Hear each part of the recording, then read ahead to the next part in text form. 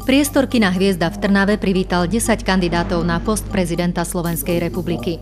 Zaujímavú a na profesionálnej úrovni pripravenú besedu zorganizovali študenti z Fakulty sociálnych vied Univerzity svätého Cyrila a Metoda. Svoju účasť vopred ospravedlnili Robert Fico, Andrej Kiska, Ďula Bárdoš a Jozef Šimko. V úvode besedy moderátor Radovan Slobodník predstavil profily jednotlivých kandidátov. Pred zaplneným hľadiskom kandidáti mali 10 minút na to, aby odpovedali na otázky pripravené organizátormi diskusného predpoludnia. Zaplnené hľadisko reagovalo na každého kandidáta.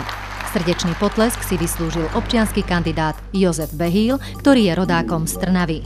Silný a slabý prezident Slovenskej republiky, súčasné najvýraznejšie problémy Slovenska a úloha prezidenta pri ich riešení a Slovensko v otvorenej Európe. To boli nosné témy, na ktoré postupne odpovedali kandidáti.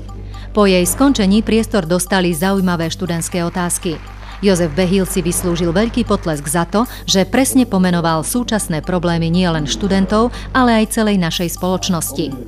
Pre študentov boli sklamaním bývalí a aj súčasní politici, ktorí svojimi argumentmi vôbec nepresvedčili. Študenti hlasovali a rozhodli. Poslanec Národnej rady Slovenskej republiky a predseda KDH Pavol Hrušovský spolu s bývalým politikom Jánom Čarnogurským skončili na posledných miestach. Víťazom sa stal Radovan Procházka, ktorý svojimi nacvičenými gestami zapôsobil najmä na nežnejšiu časť publika.